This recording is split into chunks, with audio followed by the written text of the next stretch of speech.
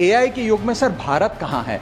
क्या भारत इस युग में पिछड़ता जा रहा है? क्या भारत अपना जनरेटिव एआई मॉडल नहीं बना पाएगा?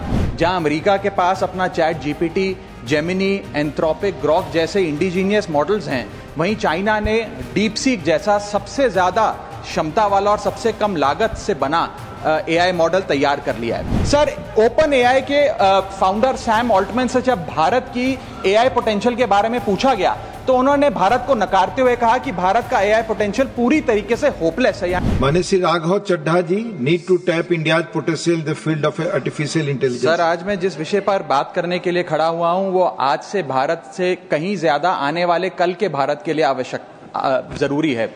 मैं बात कर रहा हूं आर्टिफिशियल इंटेलिजेंस की।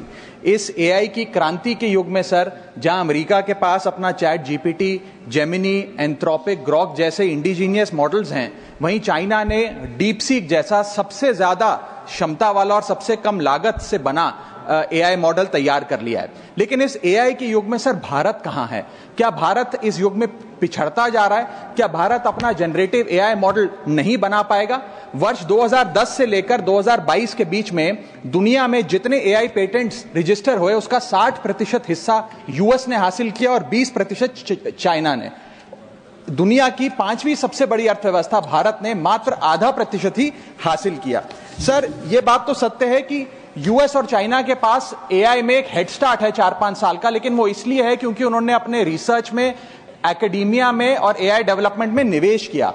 सर, भारत की बहुत बड़ी आबादी एआई के वर्कफोर्स का हिस्सा है। बताया जाता है कि एआई की कुल वर्कफोर्स का 15% हिस्सा भारतीयों से बनता है सर, जहां 4.5 लाख भारतीय एआई प्रोफेशनल्स के तौर पे फॉरेन कंट्रीज में काम कर रहे हैं।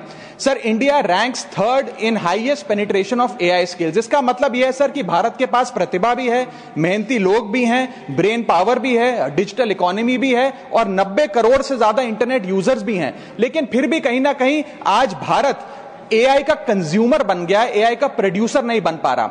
सर, ओपन एआई के फाउंडर सैम ऑल्टमैन से जब भारत की एआई पोटेंशियल के बारे में पूछा गया तो उन्होंने भारत को नकारते हुए कहा कि भारत का एआई पोटेंशियल पूरी तरीके से होपलेस है, यानी कि निराशाजनक है।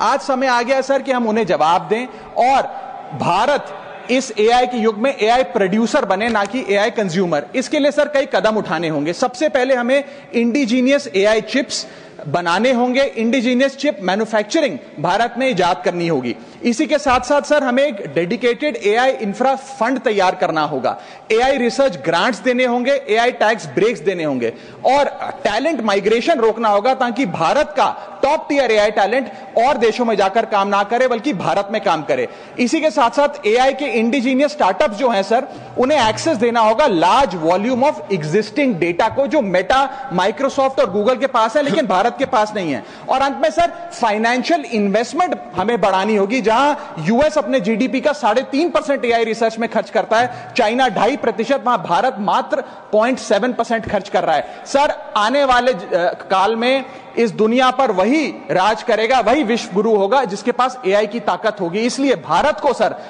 मेक इन इंडिया के साथ साथ मेक एआई इन इंडिया की ओर आगे बढ़ना होगा।